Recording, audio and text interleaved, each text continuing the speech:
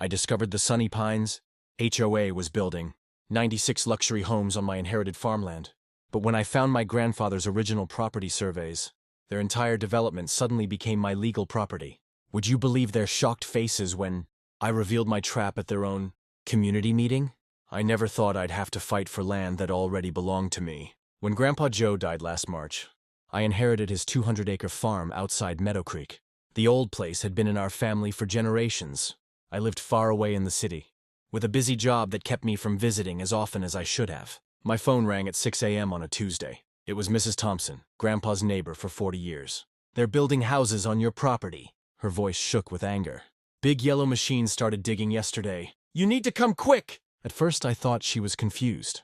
Maybe construction workers had crossed a boundary by mistake. But Mrs. Thompson wasn't one to exaggerate. The Sunny Pines people put up signs all over.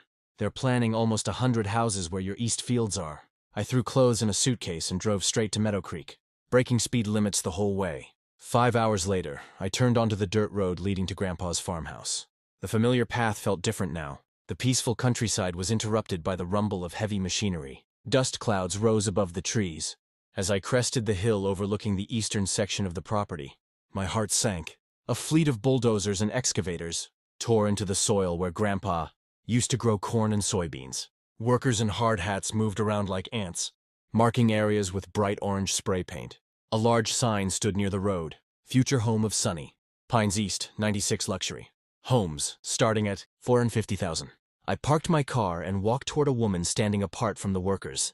She wore spotless beige pants and a crisp, white blouse despite the dusty surroundings. Her hair was perfectly styled, and she held a clipboard while talking on her phone. "Excuse me," I said when she finished her call. "What's happening here?" She looked me up and down like I was a door-to-door salesman interrupting her day. "We're preparing for residential development." Her voice was practiced and smooth. "Diane Reynolds, Sunny Pines Homeowners Association president." She extended her hand without warmth. "This is my land," I said, ignoring her handshake. "My grandfather Joe Miller owned this farm. He passed away recently, and I inherited it." Diane's smile didn't reach her eyes. "There must be some misunderstanding. Sunny Pines Development purchased this parcel last year. We have all the necessary permits and approvals." "That's impossible. My grandfather would never sell this land." "Perhaps he didn't tell you." She sounded almost sorry for me. "The sale was finalized 9 months ago. We've been planning this expansion for years." My mind raced. Grandpa had been sick during his final months, but his mind remained sharp. He wouldn't have sold his beloved farm without telling me. Something wasn't right. "I need to see those documents," I demanded. "You're welcome to contact our legal department." Diane handed me a business card, but I assure you, everything is in order. "Now, if you'll excuse me, we have a schedule to maintain." She turned away, already dialing another number on her phone.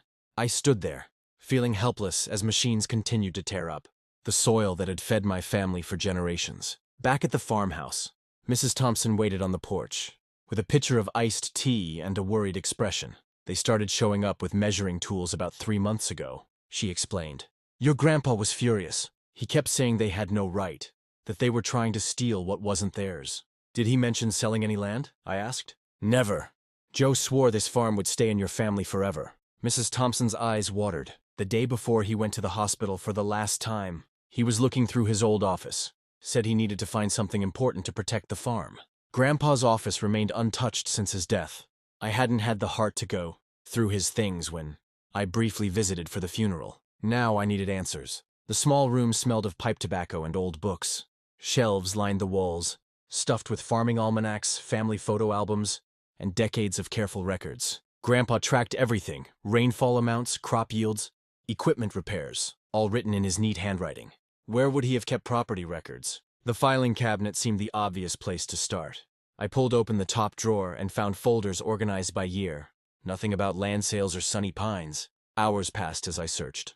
Night fell, and my eyes grew tired from reading faded documents by lamplight. Just as I was about to give up, I noticed a loose floorboard under the desk. When I pressed it with my foot, it moved slightly. I knelt down and pried it open with a letter opener. Inside the small hidden space was a metal box. The key hung from a nail on the underside of the desk. Inside the box, I found the deed to the farm, Grandpa's will naming me as his heir, and several yellowed surveys of the property. But most interesting was a letter addressed to me in Grandpa's handwriting. "If you're reading this," it began, "then someone's trying to take what's ours." My hands shook as I read his words. Grandpa explained that developers had been eyeing his land for years, They'd tried to pressure him into selling, but he always refused. In his final months, someone from Sunny Pines visited repeatedly. The man claimed to need a simple signature for a road easement, bringing different papers each time. "I never signed away my land," Grandpa wrote. "If they say I did, it's a lie. Look at the original survey from 1910 and compare it to what's recorded at the county now. The truth is in the boundaries." I dug deeper into the box and found the original survey. It showed property lines that extended much further than I'd realized.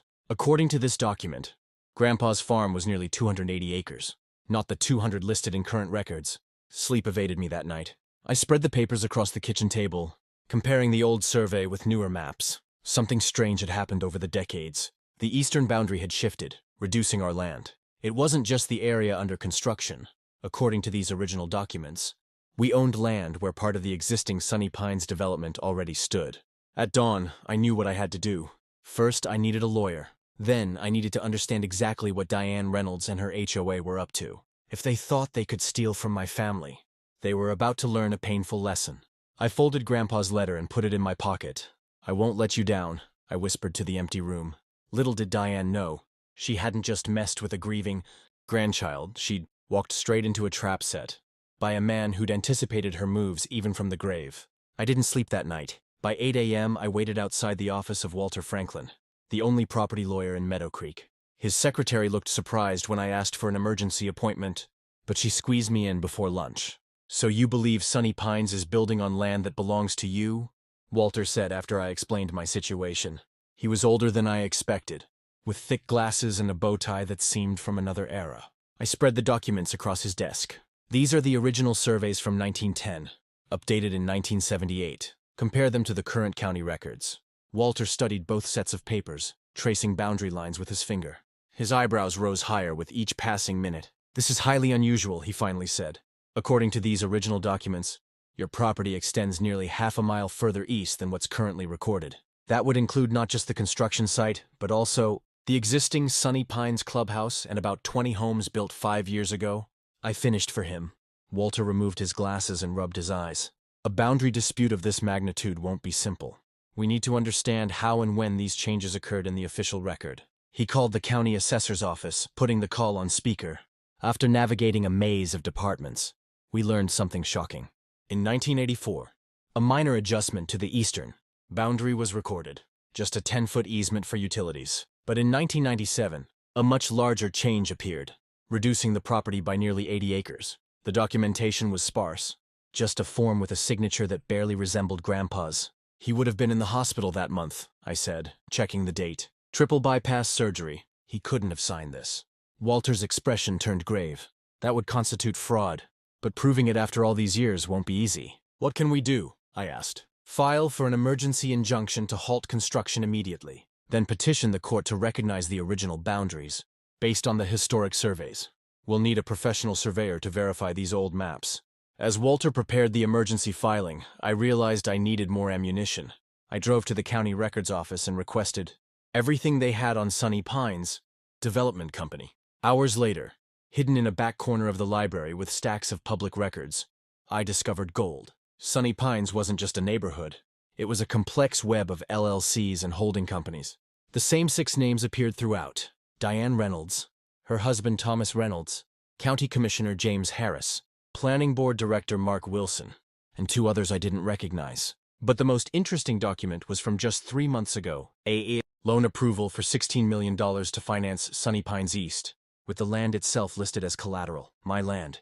I took photos of everything with my phone and headed to my next stop, the offices of the Meadow Creek Gazette, our local newspaper. The editor, Tanya Williams, had known my grandfather. When I told her I was investigating potential fraud involving prominent local officials, her journalistic instincts perked up. "I can't publish accusations without evidence," she warned, "but I can look into the approval process for this development." It did seem to move unusually fast. Back at the farmhouse, I found Mrs. Thompson talking to another elderly neighbor. "Mr. Grayson." When I mentioned Diane Reynolds, his face darkened. "That woman is the reason I sold my place," he said bitterly. "The HOA fined me every week for unapproved landscaping. I'd been growing those tomatoes for 20 years. Then they said my workshop violated some rule they just made up. The fines kept coming until I couldn't afford to fight anymore." "How many others did this happen to?" I asked. "At least a dozen old-timers sold out in the last 5 years." Always for less than market value. Always to companies I later found out were connected to those Sunny Pines people. A pattern emerged. Find vulnerable landowners, harass them with fines and regulations, force them to sell cheap, develop the land, and make millions. My grandfather had been their latest target, but he'd been one step ahead. My phone rang. Walter Franklin. "The judge granted our emergency injunction," he said. "Construction has to stop immediately until a hearing next week. But brace yourself, this is going to get ugly." I thanked him and hung up, feeling a small victory. I drove back to the construction site with the court order in hand.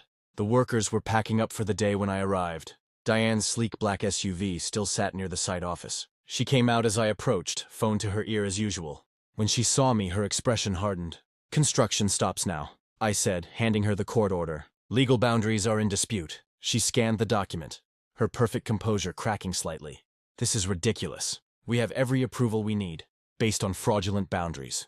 I have the original surveys." For the first time, uncertainty flashed in her eyes. It vanished quickly, replaced by cold determination. "This little stunt will cost you," she said quietly. "You have no idea who you're dealing with." "Actually, I do.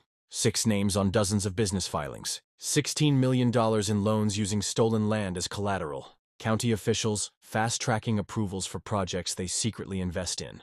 I hadn't planned to reveal how much I knew, but the look on her face was worth it. Diane's perfectly manicured hand tightened around her phone until her knuckles turned white. "You're making a mistake," she hissed. "We can be reasonable. Perhaps you'd consider a generous offer for the remaining farmland? 7 figures, immediate payment." "Not interested. Everyone has a price." Her smile returned, confident and predatory. "Think about it. You don't even live here. What do you care about some old dirt? This old dirt has been in my family for 4 generations. It's not for sale." I turned to leave, feeling her eyes burning into my back. As I reached my car, she called out, "Commissioner Harris is my husband's golf partner. Judge Evans comes to my dinner parties. You think your injunction will last? You're nobody in this town." I drove away, her words echoing in my mind. She was right about one thing. I was an outsider here now. But she'd overlooked something important. Grandpa hadn't been. He'd lived in Meadow Creek his entire life, knew everyone, and was respected even by those who disagreed with him. And he'd left me more than just land. Back at the farmhouse, I returned to his office. If Grandpa had anticipated this fight, what else had he prepared? I searched more carefully, examining every folder, every notebook. In an album labeled Community Picnic 2018, I found dozens of photos of Grandpa with neighbors, local business owners, and families who'd known him forever. Each photo had names written on the back. These weren't just memories. They were connections. People who might stand with me against Sunny Pines. My phone buzzed with a text from an unknown number. "Parking violation at your property. Fine, $500. Sunny Pines HOA compliance." Attached was a photo of my car parked at Grandpa's farm. My own property. This was how it started.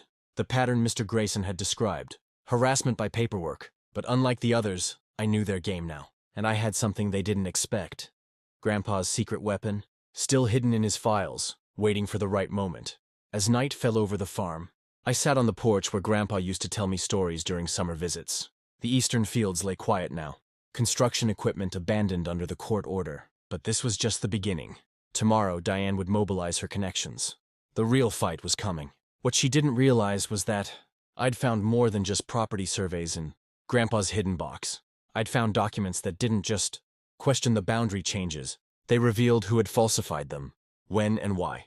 Diane thought she was dealing with an absent grandchild, fighting for sentimental land. She had no idea she was facing the ghost of my grandfather, who'd documented every dirty deal and suspicious approval for years, patiently building a case while they thought he was just a stubborn old farmer. The trap was set. All I had to do was let them walk further into it. My heart pounded as I pushed open the glass doors of the Sunny Pines Community Center. Tonight was the night I'd been planning for weeks. Inside, nearly 100 people filled rows of folding chairs. They chatted excitedly about new tennis courts and fancy streets, while sipping punch from small plastic cups. At the front, Diane Reynolds stood tall in her bright red blazer, pointing at colorful pictures of big houses on a screen. "Just imagine the swimming pool with its waterfall feature," she said, smiling wide at the crowd. "Our homes will be worth so much more once these new neighbors move in." People clapped. A few whistled. Nobody knew what I carried in my folder would ruin their party. I took a deep breath and walked straight down the center aisle. "Excuse me," I said, loud enough to make heads turn. "I need to speak about this development." Diane's smile dropped for a second, then returned, faker than before. We'll take questions after the presentation. This can't wait, I replied, stepping onto the small stage. I faced the curious crowd. My name is Alex Morgan.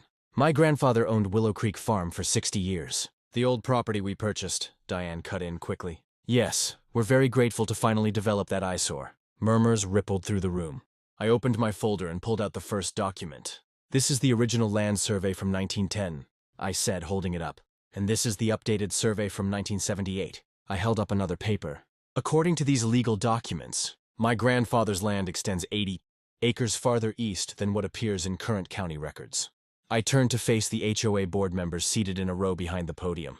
I placed copies in front of each of them. Put simply, I continued, you're building on land that legally belongs to me, and not just the new development. According to these boundaries, 20 existing homes in your clubhouse are sitting on my property too. The room exploded with voices. People stood up.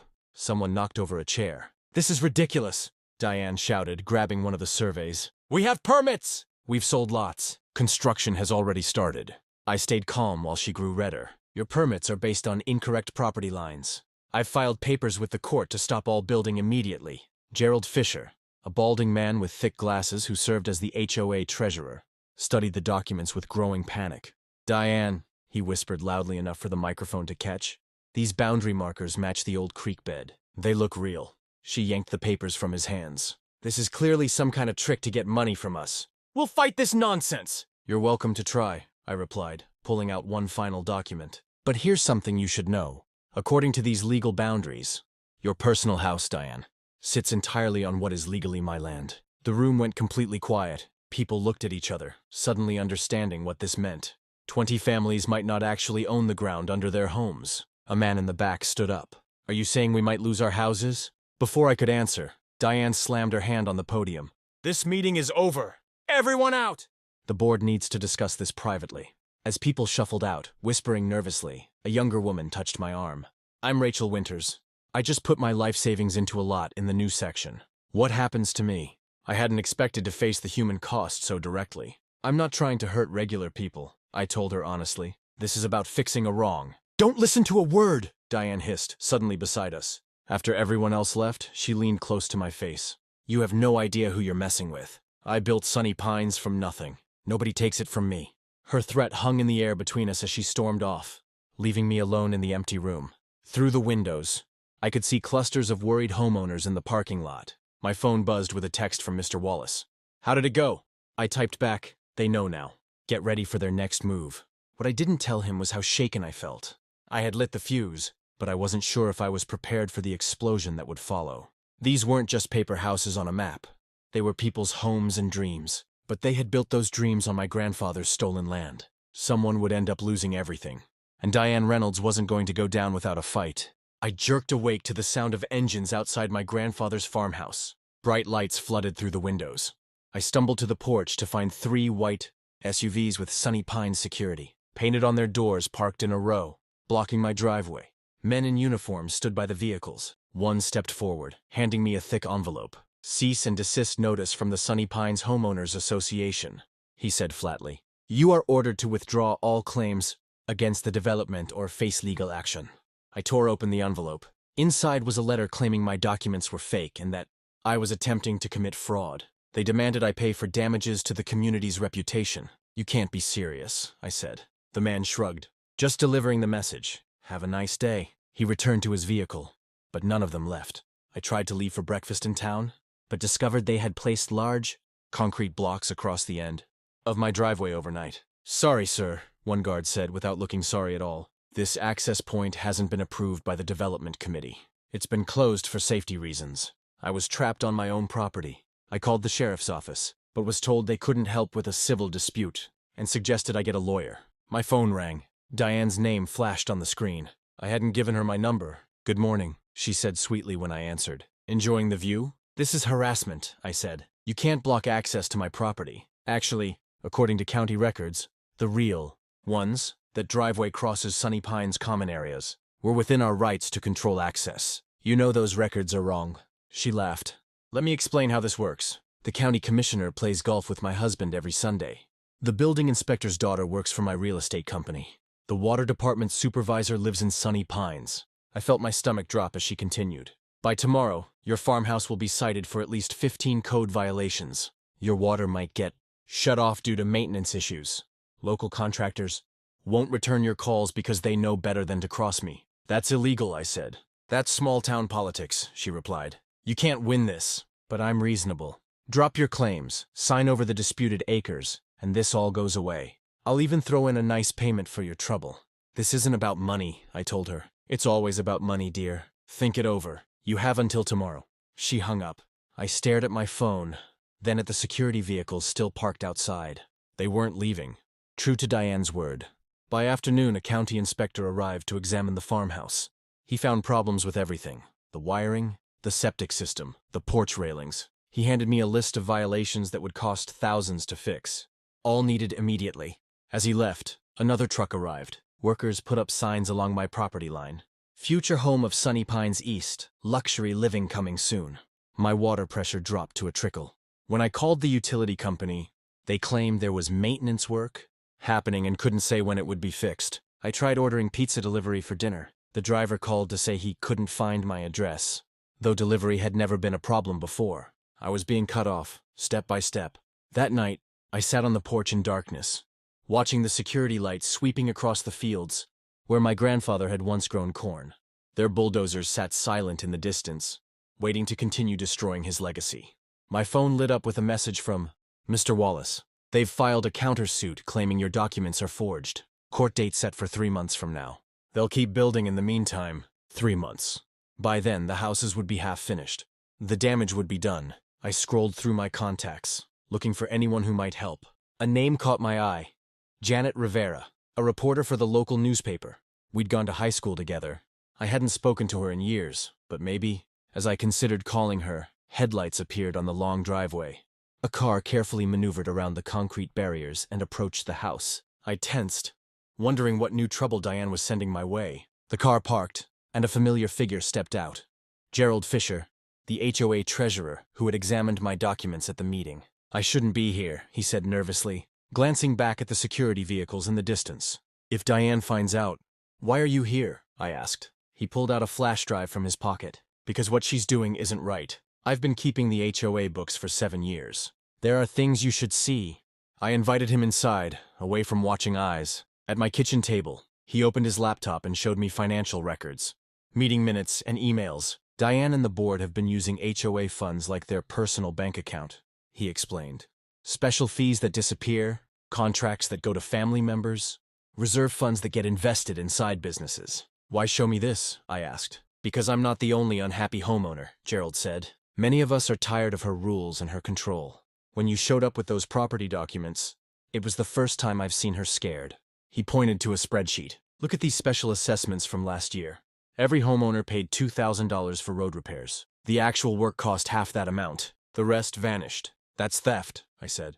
Gerald nodded. And there's more. The 20 homes you said are on your land? The people who live there have been complaining about drainage problems for years. Diane keeps promising fixes, but nothing happens. Now we know why.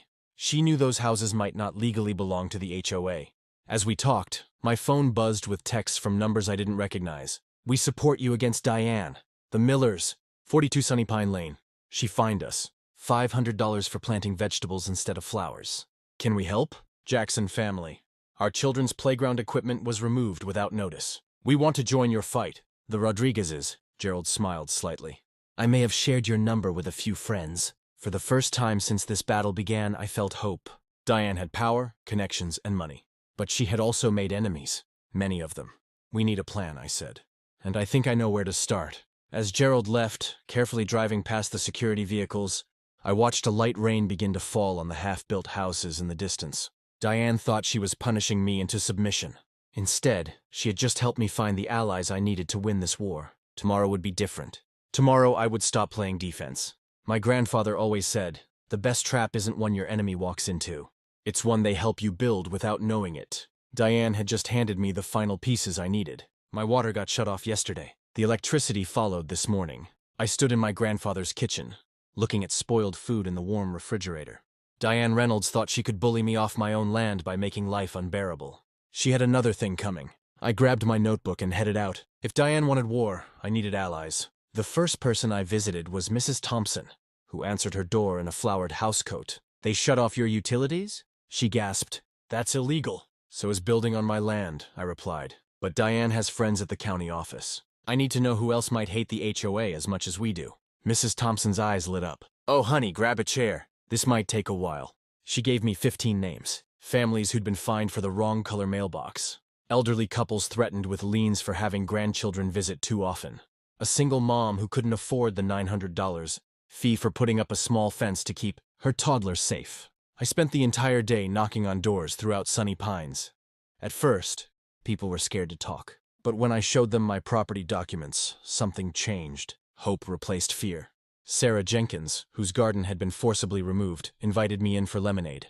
Diane made my husband dig up our tomato plants. Because vegetables weren't aesthetically pleasing, she said, hands shaking with anger. We got a $500 fine.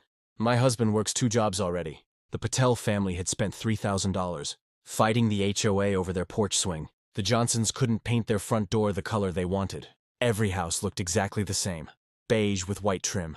"It's not just the rules," Trevor Martinez explained while his wife Maria nodded. "It's how they enforce them." Diane drives around taking pictures of violations. Some people get warnings, others get instant fines. There's no fairness. By sunset, I'd talked to 27 families, all with similar stories, all afraid of Diane Reynolds. I picked up my phone and called Mr. Wallace, my attorney. "Can we legally form a competing homeowners association?" I asked. "On your land?" "Absolutely," he replied. "But what about the existing homes?" "That's where it gets interesting," I said. "I'm going to need the community center for a meeting tomorrow night." Mr. Wallace laughed. "They'll never let you use it. They don't own it. I do. According to my property lines, remember? The next day I printed 200 flyers. Emergency community meeting. Your home may be at risk. I included copies of the original property survey. As darkness fell, the community center filled beyond capacity. 97 families showed up. People stood against walls when the chairs ran out. Diane arrived last, pushing through the crowd, her face twisted with rage. "This meeting is unauthorized. Everyone needs to leave immediately." Sarah Jenkins stood up. "Or what, more fines? Haven't you taken enough from us already?" The room erupted in applause. I walked to the front, holding up my hands for quiet. "I didn't come here to cause trouble," I began. "I came because my grandfather's land was stolen. But after meeting all of you, I realize I'm not the only victim." For the next hour, residents shared stories of HOA abuse. Tears flowed. Voices shook with emotion. Diane sat stiffly in the back, tapping furiously on her phone. "Here's what I propose," I said when everyone had spoken. "We form the Meadow Creek Homeowners Coalition. Together, we negotiate new property lines that are fair to everyone. We create a new community agreement with reasonable rules and transparent finances." "You can't do that," Diane shouted. "These homes are bound by contract to Sunny Pines HOA. I held up the original land survey. "Contracts based on fraudulent property ownership aren't valid, Ms. Reynolds. But I'm not here to take anyone's home. I'm here to fix what's broken." The vote was nearly unanimous. 89 families joined the coalition on the spot. As people filed out, energized and hopeful, Gerald Jenkins, the HOA treasurer, approached me privately. "There's something you should know," he whispered, glancing nervously at Diane across the room. "The HOA finances, they don't add up. Monthly dues keep increasing, but our reserves are shrinking. I've tried to look into it, but Diane controls all the accounts." I patted his shoulder. "Would you be willing to show me the books?" He nodded. "Tomorrow morning. My office." Diane stormed over, pointing her finger in my face. "You've made a terrible mistake. By this time tomorrow, you'll regret ever coming to Meadow Creek." "Is that a threat, Ms. Reynolds?" "It's a promise. I have the county commissioner, the police chief, and the local judge on speed dial. This little rebellion ends now." What she didn't know was that I'd invited a reporter from the Meadow Creek Gazette to sit quietly in the back of the meeting. Every word had been recorded, every threat documented. As Diane slammed the door behind her, my phone buzzed with a text from Mr. Wallace. Environmental survey results came in. "You won't believe what's on that land." I smiled. Diane thought she had all the power, but Grandpa always said the truth was the most powerful weapon of all. And tomorrow, the truth about Sunny Pines HOA would be front-page news. I woke up to police cars surrounding my grandfather's farmhouse. Through the window, I spotted Diane Reynolds standing next to a tall man in uniform. "Time to face the music." "You're trespassing on private property," the police chief announced as I opened the door. I smiled calmly. "Actually, Chief Williams, I believe you'll find I'm the legal property owner." I handed him a folder containing the original land, surveys, and my grandfather's deed. "These documents haven't been verified," Diane snapped. "They have, actually.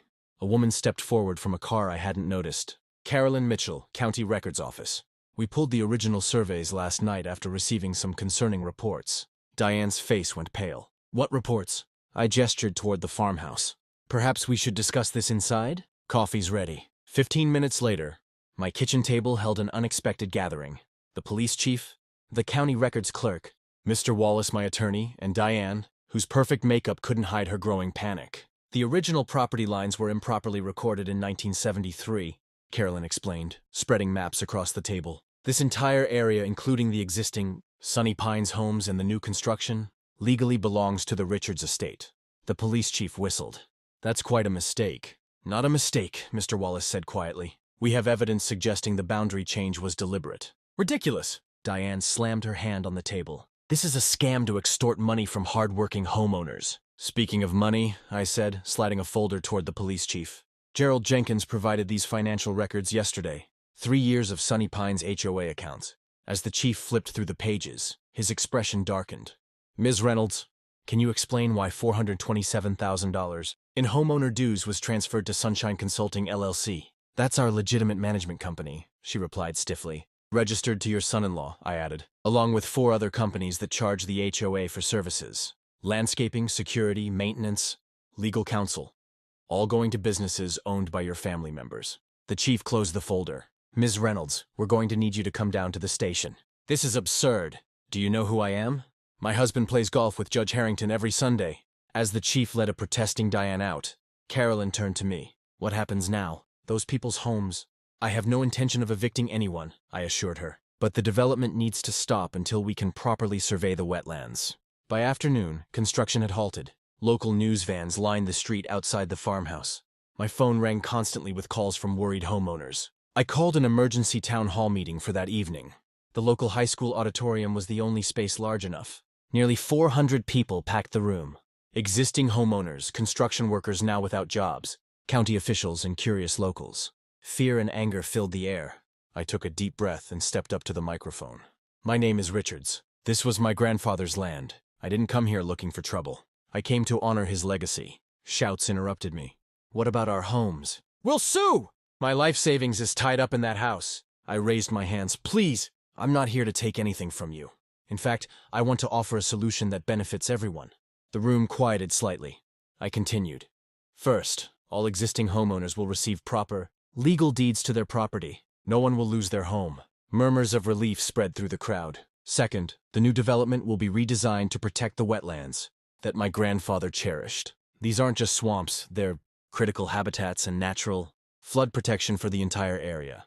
I clicked to the next slide, showing Grandpa's environmental studies.